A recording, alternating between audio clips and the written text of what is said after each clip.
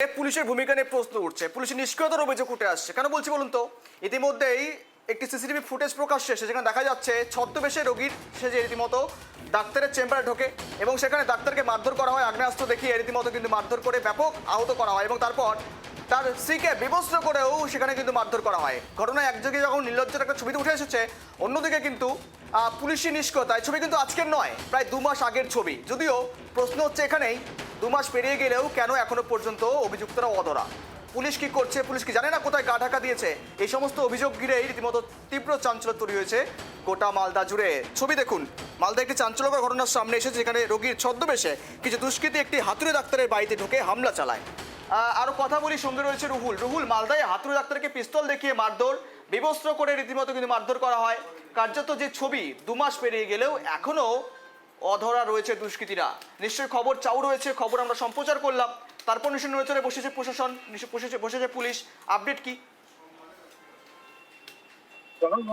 প্রথমে জানাবো, গত 16ই আগস্ট রাত 10টা নাগাদ রোগীর ছদ্মবেশে দুষ্কৃতীরা আসেন ওয়াক ডাক্তারের চেম্বারে এবং ঘটনা হচ্ছে রতুয়া থানার চাঁদমুড়ি 2 গ্রাম পঞ্চায়েতের বিকলপুর গ্রামে তারিক আনোয়ার নামে এই ডাক্তার, অর্থাৎ ওয়াক ডাক্তার, তার বাড়িতে কিন্তু দুষ্কৃতীরা আসে এবং তাকে চিকিৎসার নাম করে তার সাথে কথা বলে এবং পরবর্তীতে সিসিটিভি ফুটেজে যেটি ছবি ভাইরাল হয়েছে সামাজিক মাধ্যমে, সেখানে দেখা যায় যে পর থেকে কিন্তু 2 জন দুষ্কৃতীর হাতে আগ্নেয়াস্ত্র এবং ধারালো অস্ত্র নিয়ে কিন্তু সেই ডাক্তারের প্রতি মারমুখী হয়ে যান এবং ডাক্তার যখন প্রাণে বাঁচার চেষ্টা করেন তখন তার স্ত্রী কিন্তু ছুটে আসেন তাকে বাঁচাতে এবং তার স্ত্রীকেও বিভৎস করে মারধর করা হয় বলে অভিযোগ পরিবারের তরফে, তারিক আনোয়ারের তরফে। এবং তোমাকে জানাবো, এই অভিযোগ গত আগস্ট মাসের 16 তারিখে কিন্তু করা হয় হরিশ্চন্দ্র শান্তি পুলিশ ফাঁড়িতে এবং তারপর রতুয়া থানার আন্ডারে কিন্তু পুলিশ তদন্ত ভারে নামে এবং আজকে সকাল থেকে এই খবর কিন্তু দেখানো হচ্ছে, সম্প্রচার করা হচ্ছে। আমরা কথা বলেছিলাম চাঁচলের মহকুমা পুলিশ আধিকারিক সোমনাথ সাহার সাথে, তিনি কিন্তু জানিয়েছেন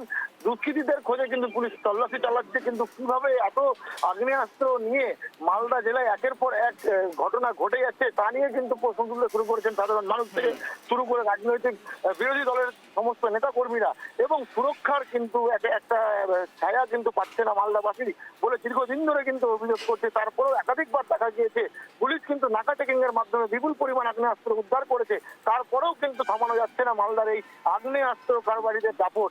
গৌরব, বেশ, ধন্যবাদ রুহুল। একেবারে দেখুন, মালদায় দুষ্কৃতীদের দাপট দিন দিন বেড়ে চলেছে। একেই তো সীমান্তবর্তী এলাকা লাগোয়া বাংলাদেশ রয়েছে, সেখান থেকেও একাধিকবার আগ্নেয়াস্ত্র সহ বেশ কয়েকজনকে গ্রেপ্তার করা হয়েছে এবং আমরা যদি বিগত 6 মাসের রিপোর্ট দেখি, প্রায় 100 অধিক আগ্নেয়াস্ত্র উদ্ধার করা হয়েছে, বেশ কয়েকজনকে আটক করা হয়েছে।